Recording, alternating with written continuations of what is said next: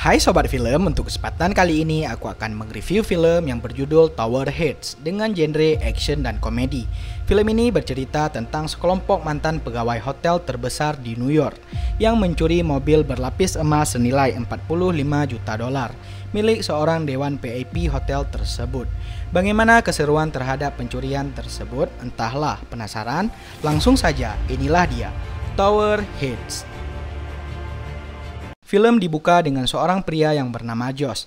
Dia saat itu sedang berada di rumahnya. Saat itu dia sedang bersiap-siap untuk bekerja di sebuah hotel ternama di kota New York. Ketika beranjak dari rumah untuk pergi bekerja, tak sengaja dia berpapasan dengan seorang pria kulit hitam yang kita sebut saja bernama Slide. Setelah itu kita diperlihatkan seorang pria tua yang bernama Shaw. Dia adalah dewan VIP Hotel The Tower. Ketika Josh tiba di hotel, dia mendapatkan tugas dari atasannya untuk mengusir penghuni gelap di hotel itu. Fitzhugh is refusing to leave. We've never had a forced eviction at the yang dinyatakan bermasalah dan bangkrut. Akhirnya Josh pun pergi ke lantai di mana penghuni tersebut menginap. Sesampainya di sana, Josh memberi pesan dari atasannya untuk meminta pria yang bernama Fierceburg agar segera pergi. Tetapi Fierceburg mengatakan seluruh asetnya telah hilang dan dibawa oleh sang istri. Karena itu dia tidak memiliki tempat tinggal selain hotel ini.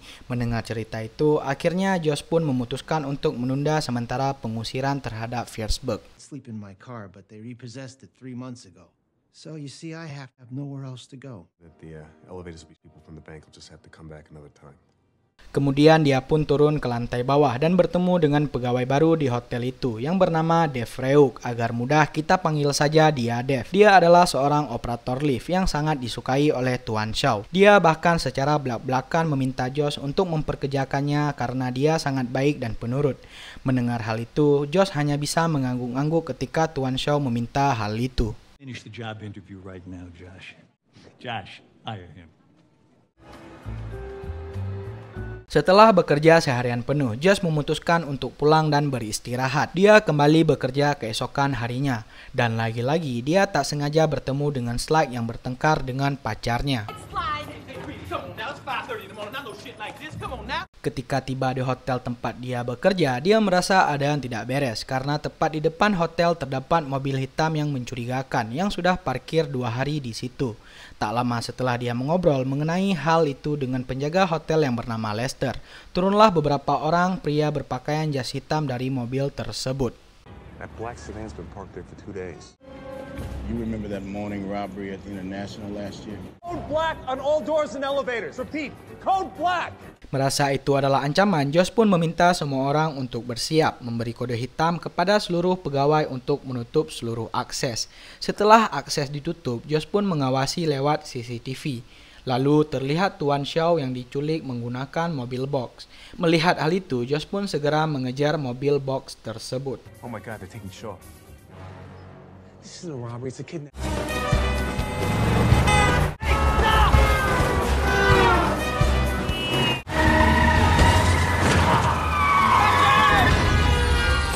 Ya, saat Josh hampir saja bisa menghentikan mobil box tersebut, tiba-tiba ada seorang wanita yang menghantam dada Josh.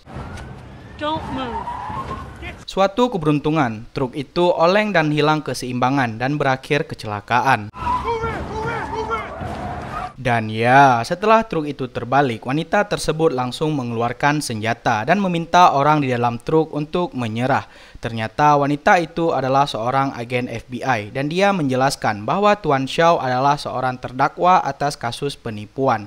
Dan dia mencoba melarikan diri dengan kedok penculikan. It was not a kidnapping, it was an attempt to flee. The fool. Hate to waste money. Setelah itu, Josh kembali ke hotel dan mengatakan ke seluruh pegawai hotel bahwa ini akan baik-baik saja. Namun seorang pegawai menanyakan apa pengaruh penangkapan ini terhadap mereka. Lalu Josh bilang beberapa tahun lalu Tuan Shaw menawarkan bantuan untuk mereka melalui Josh. Dia ingin mengurus semua dana pensiun mereka dengan cara investasi di salah satu akunnya dengan return 3 kali lipat. Dan mereka semua pun terkejut mendengar hal itu. Karena Josh tidak pernah memberitahukan mereka terlebih dahulu. Mereka semua pun kecewa terhadap keputusan Josh karena berarti mereka semua sudah ditipu oleh Tuan Shaw dan harus pensiun dengan air mata. Wow, asked him to do that. I did, Rose. I asked him. Di antara mereka semua, yang paling terpukul atas berita ini adalah Lester, karena dia yang paling dan sebentar lagi akan pensiun dari kerjaannya. Tetapi sebagai manajer yang bertanggung jawab, Josh meyakinkan seluruh pegawainya untuk tetap tenang dan menunggu hasil dari pengadilan. I never asked anyone to triple my portfolio.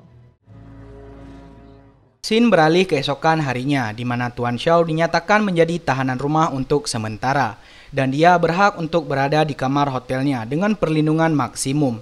Itu artinya tidak ada tamu yang boleh mengunjungi Tuan Shaw. Setiap pesanan, baik itu makanan atau minuman, akan diperiksa terlebih dahulu oleh agen FBI. Mendengar hal itu, Josh hanya bisa menuruti apa yang petugas FBI itu katakan.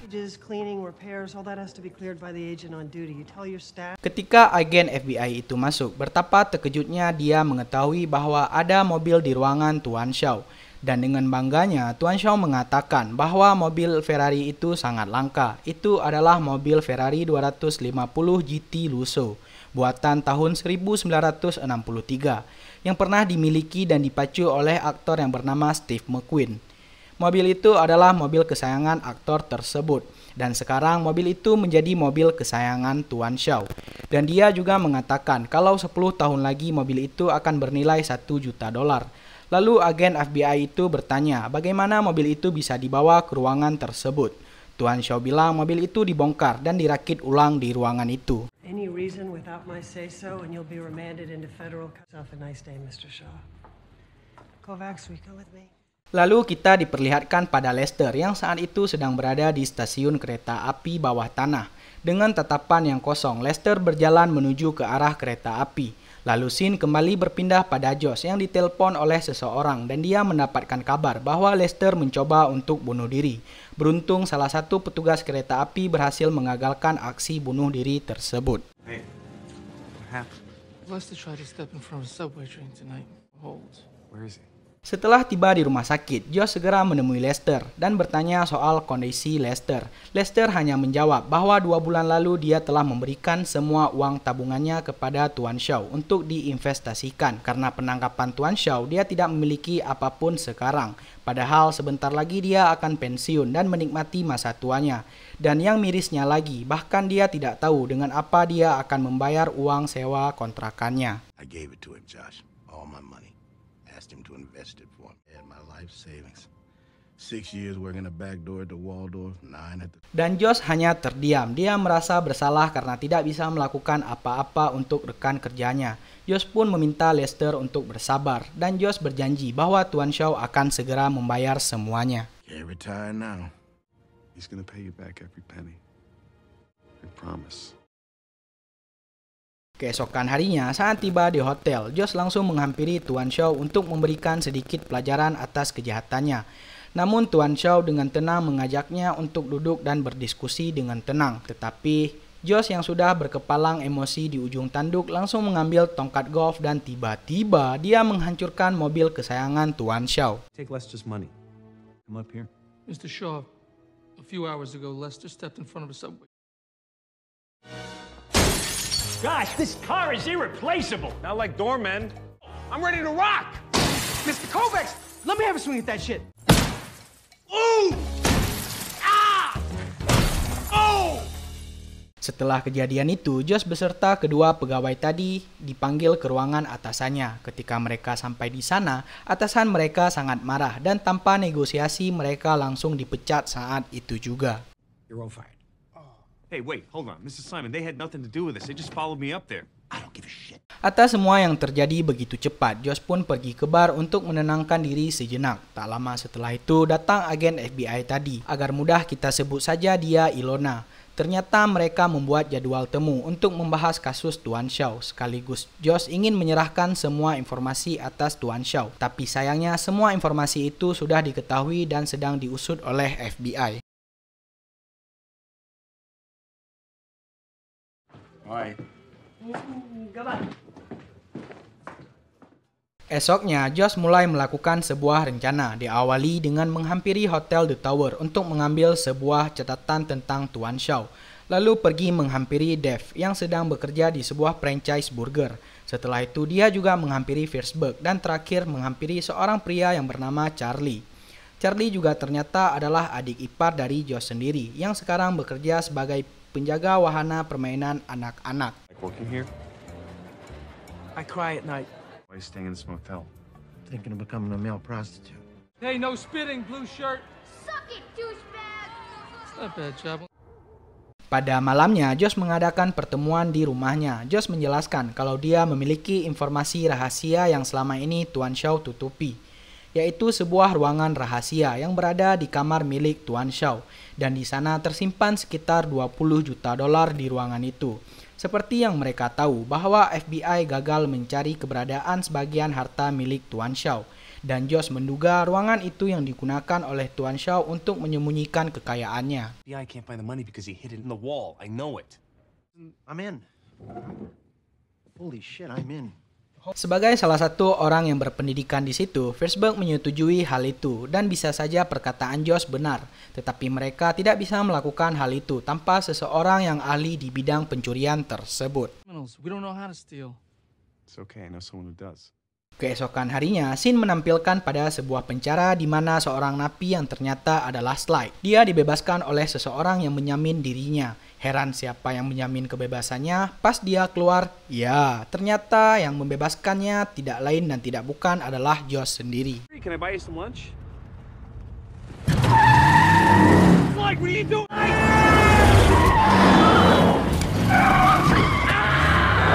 Saat dalam perjalanan, Sly menanyai alasan Josh membebaskan dirinya.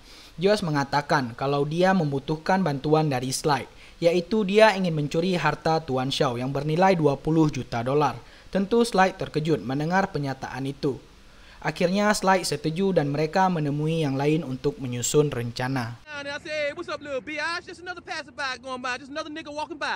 What you trying to steal? $20 million. Let's go get something to eat. Ketika Sly bertemu dengan Fishburne, Dave, dan Charlie, dia heran karena mereka tidak terlihat sebagai penjahat profesional.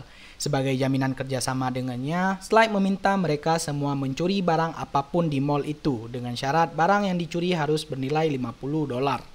Dan Sly meminta mereka semua meninggalkan dompet di atas meja agar mereka tidak berbohong dengan membeli barang di mall tersebut. You want me to prove it? All right, listen up. Visually steal $50 worth of merchandise, come back and put it on the tape. Then we'll talk. Let's go. Akhirnya mereka pun beraksi. Josh pergi ke toko pakaian dalam wanita, Fishburne pergi ke toko pakaian pria, Charlie pergi ke toko perhiasan berlian, dan Dave pergi ke toko sepatu. Masing-masing dari mereka berhasil mengalihkan perhatian penjaga.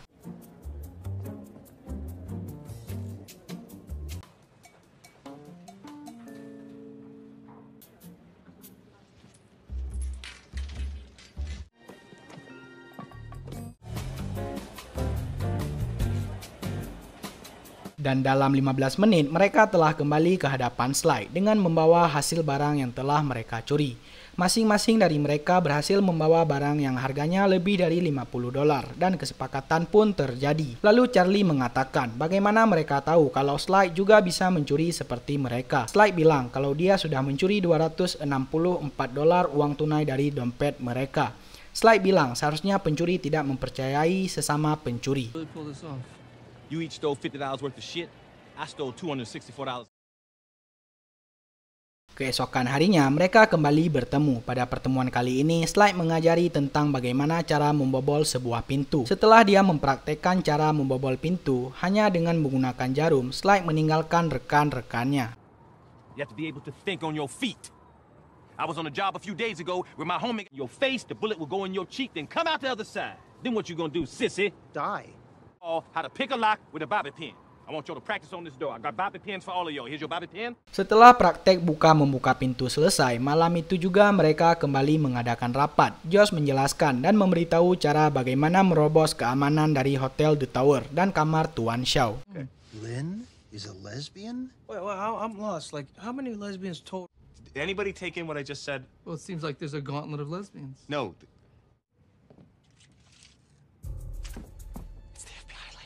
Ketika rapat sedang berlanjut, tiba-tiba datang Ilona beserta agen FBI lainnya ke kediaman Josh.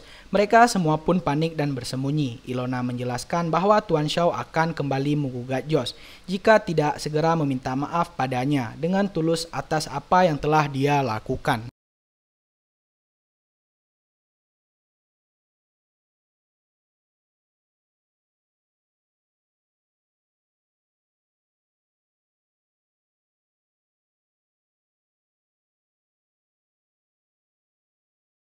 He wants you to answer for the Ferrari. So they're here to arrest me? He says to drop the whole thing if you... Karena tidak ingin masalah dia dan Tuan Shaw diperpanjang, akhirnya malam itu juga Josh menemui Tuan Shaw. Dan dia mengatakan atas kejadian di tempo hari, Josh akan membayar semua biaya kerusakannya yang telah terjadi entah bagaimana caranya. What you did to my Ferrari was the move of a small man. I'm gonna find a way to make things right. I don't care what I have to do. I will find a way to pay. Setelah menemui Tuan Shaw, Josh diantar pulang oleh Ilona ke rumahnya. Dan Ilona juga memberikan kaset potongan 3 menit dari aksi penghancuran mobil Ferrari Tuan Shaw. Tak lupa, Josh juga mengajak Ilona untuk dinner di Sabtu malam jika Ilona tidak keberatan. Are you working on Saturday night? I'm always working. Calling sick. Ketika kembali ke kediamannya, mereka menemukan masalah baru di mana mereka membutuhkan seorang ahli pembobol berangkas dengan tingkat keahlian yang begitu tinggi. Lalu Josh berpikir siapa yang bisa mereka ajak dan mempunyai keahlian tersebut. Dan akhirnya Josh teringat pada salah satu karyawan di Hotel The Tower. Perempuan ini bernama Odessa. Dia adalah pelayan makanan di Hotel The Tower. Dia juga adalah seorang anak dari tukang kunci terbaik se-Jamaika. Mereka pun memperlihatkan sebuah berangkas dan bertanya apakah Odessa bisa membukanya.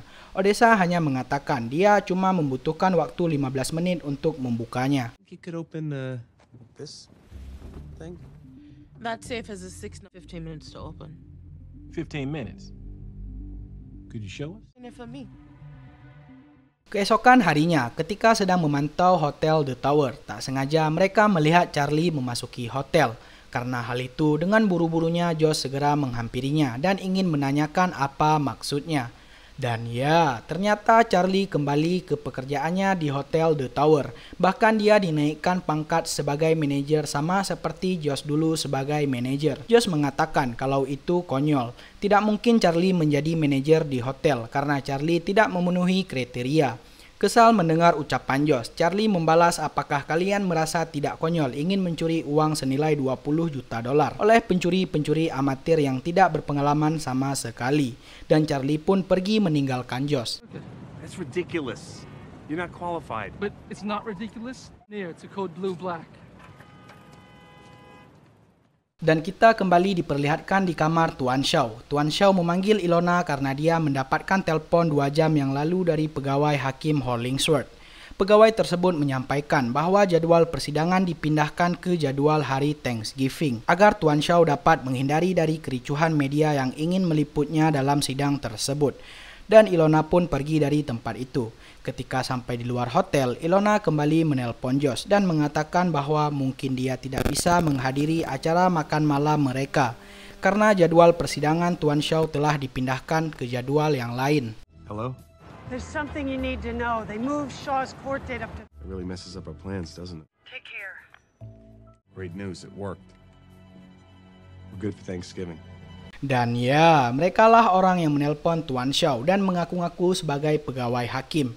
Esok paginya, rencana kedua pun dijalankan, di mana Josh menyuruh Dev untuk pergi ke stasiun kereta api.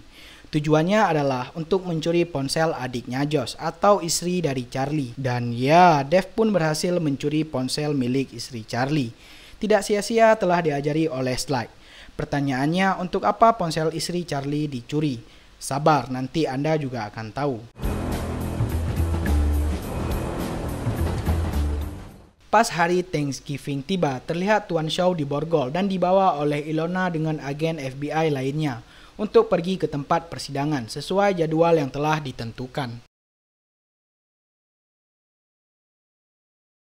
Tak lama setelah kepergian Tuan Shaw, tak sengaja Josh melihat Sly dengan setelan rapinya.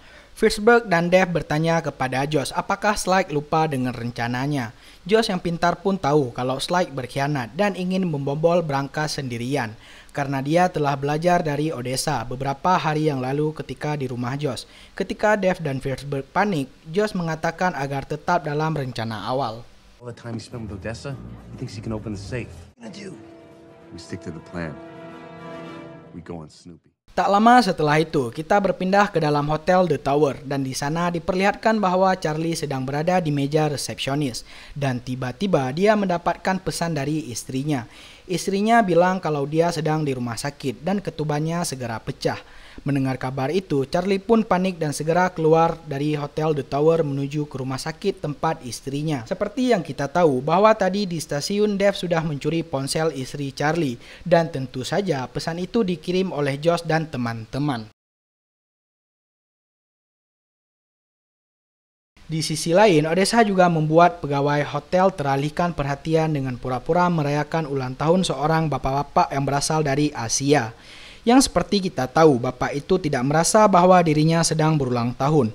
Dan di tempat lain, kita juga diperlihatkan Slyke yang sedang berbincang-bincang dengan manajer utama. Dia menyamar dan berakting sebagai investor yang akan mendanai hotel tersebut. All new appliances, floor-to-ceiling windows. It'll have new sliding racks. Oh, and what beautiful doors. Are these doors made of mahogany? Locked in the closet. Ya, dengan cerdiknya Slyke mengunci manajer utama di dalam sebuah lemari di ruangan yang sedang direnovasi. Lalu berpindah ke tempat Odessa yang sedang menaburkan sejenis obat tidur di dalam kek yang akan diantarkan ke tempat penjaga pintu kamar Tuan Shaw. Ketika Odessa memberikan kek kepada Pak Penjaga, dengan mentah-mentahnya Pak Penjaga menolak hingga Odessa kehabisan akal untuk membujuknya. Dan tiba-tiba... Cake, you sure? I'm allergic to chocolate. Break out in hives, can't...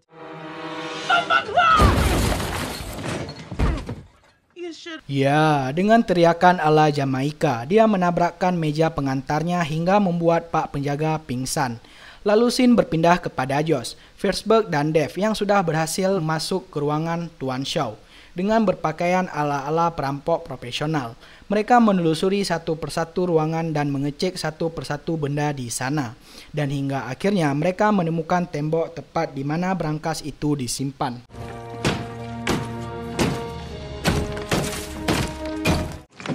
Move away from the safe. I ain't gonna say it again. Back up. Ya, tibalah Slyke di sana dan Slyke juga menodong mereka dengan pistol. Setelah bertengkar dengan kocak ditembak atau tidak, tiba Odessa yang juga menodong Slyke dengan pistol. Dan mau tidak mau Slyke menyerah karena kalah jumlah. Setelah Slyke berlutut dan menyerah, Odessa bergegas mencoba untuk membuka berangkas. Dan tiba-tiba...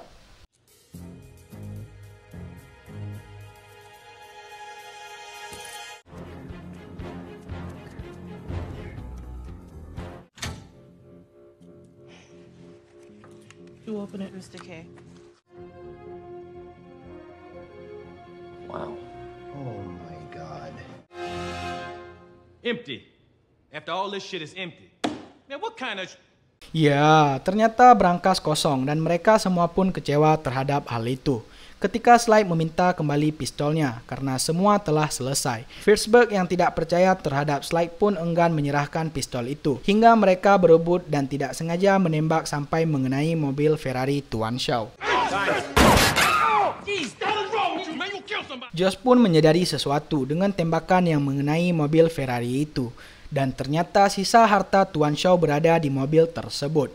Mobil Ferrari itu berlapis emas murni, bahkan keseluruhan mobil itu dilapisi oleh emas. Dan Fishburne yang pintar memperkirakan berat mobil dan harga emas saat itu. Dan total semua emas adalah siap $45 juta dong. Mereka semua pun terkejut dan kembali bersemangat. What is that? Give me that crowbar. What, you find something? $72 per ounce. Josh, it's about 45 million. How are we gonna do that? Why don't we take the whole thing? Berpindah ke tempat Tuan Shaw, terlihat mereka telah sampai di persidangan. Ketika salah satu anggota FBI memberitahukan bahwa hari ini adalah jadwal persidangan Tuan Shaw, penjaga tempat itu pun bingung dan bilang bahwa hakim sedang berada di DC untuk berlibur tahunan dengan putrinya. Merasa ada yang tidak beres, Ilona pun segera menyuruh mereka semua untuk kembali ke mobil dan segera kembali ke Hotel The Tower. Judge Hollingsworth is down in DC. He goes down every year to spend the holidays with his daughter. Back in the car. Wait a second. Back in the car. Wait a minute. Kembali ke tempat Josh dan teman-teman, terlihat mereka ingin membawa mobil itu secara utuh dengan cara menurunkan mobil dari gedung tinggi dan membawanya untuk kabur. Ditugaskan Dave di stroller paling atas untuk menurunkan mobil itu, sedangkan Forsberg yang ditugaskan untuk menangkap mobil tersebut di ruangan renovasi. Dan terakhir, Josh dan Sly yang bertugas untuk menaruh mobil Ferrari itu di stroller untuk diturunkan di ruangan renovasi.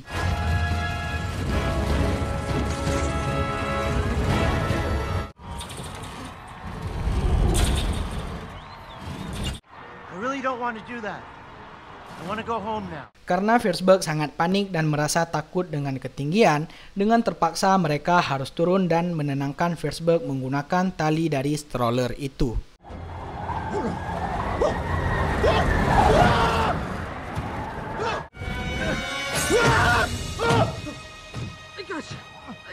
Ya, untung ada Charlie yang datang tepat waktu. Jika tidak, mungkin Forsberg sudah menjadi peyek. Sekarang tersisa Josh dan Sly yang masih tergantung di dalam mobil itu. Namun karena sudah ada Charlie, semua terasa sedikit lebih mudah dan Forsberg sudah lebih tenang dan sedikit percaya diri.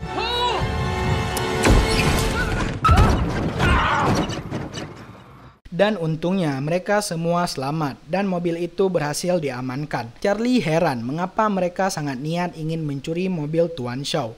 Ketika Josh mengatakan mereka mencuri mobil dengan nilai $45 juta. Tanpa basa-basi, Charlie langsung membantu menurunkan mobil itu. A car? Yeah, worth $45 million made out of gold. Gold? No, it won't fit in the elevator. But it doesn't have to. Ketika mereka sedang berusaha menurunkan mobil dengan lift, tak sengaja Josh melihat ada sebuah buku di dalam mobil Ferrari Tuan Shaw. Dan Anda akan tahu seberapa pentingnya buku tersebut. Di tempat lain terlihat Ilona dan Tuan Shaw yang sudah tiba di dalam hotel dan segera menuju ke kamarnya Tuan Shaw. Dan Tuan Shaw sangat terkejut melihat mobilnya hilang dari kamarnya. Ilona dan anggota FBI pun segera mengamankan Hotel The Tower. Ketika mereka mengecek CCTV, ya, terlihat Lester yang akan segera mengemudikan truk dan akan meninggalkan hotel tersebut. Dari sinilah aksi kejar-kejaran pun tak terbendungkan lagi. Here we go, baby. Go, go.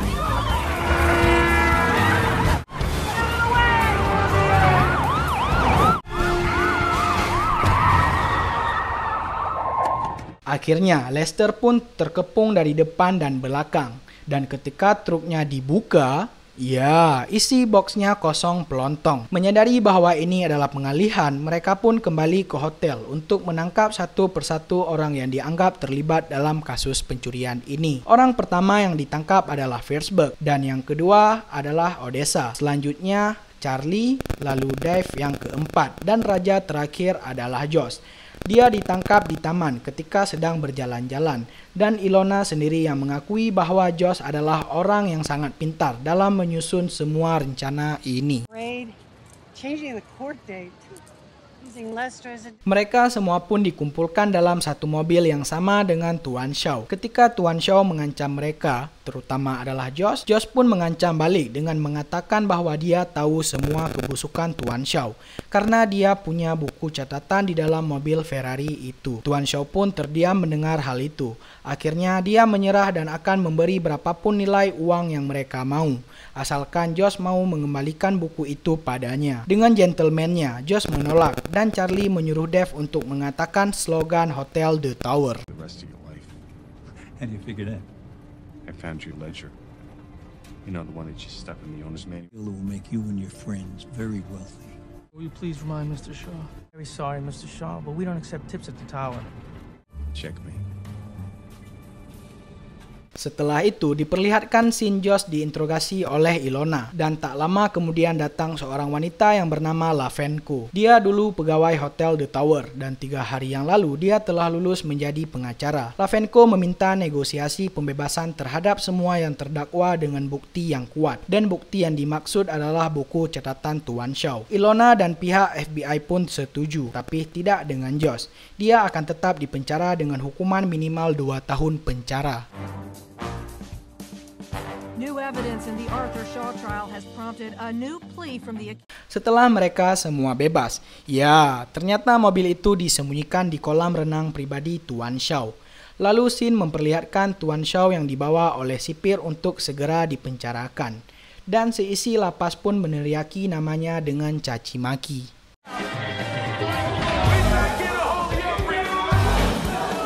Sebelum film berakhir, kita dipertontonkan momen bahagia di mana semua pegawai Hotel The Tower yang telah kehilangan dana pensiun mereka dikirim bagian-bagian dari mobil yang terbuat dari emas murni tersebut yang tidak tahu berapa karat itu, dan mereka semua full senyum mendapatkan kiriman itu.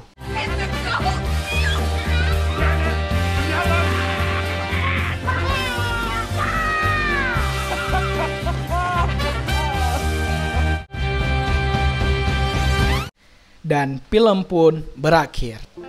Di awal saya berpikir, mungkin Anda juga akan berpikir hal yang sama, bahwa misi ini tidak akan pernah berhasil karena dilakukan oleh orang-orang yang sangat amatir, yang sebelumnya belum pernah melakukan tindak kejahatan apapun. Tetapi dengan ambisi dan otak yang cerdas, mereka dapat menuntaskan misi ini. Dan endingnya saya sangat puas dengan Tuan Shaw di penjara sangat lama atas kebusukannya. Peran dan juga sosok karakter Josh di film ini sangat luar biasa. Pokoknya kalian harus nonton sendiri keseluruhan film ini guys. Oh ya, pesan yang dapat kita ambil adalah pintar-pintarlah dalam menggunakan uang dan mengalokasikannya. Karena uang tahu kepada siapa dia pantas berada. Itu. Sampai jumpa di video lainnya dan semoga hari kalian menyenangkan guys. See you next time.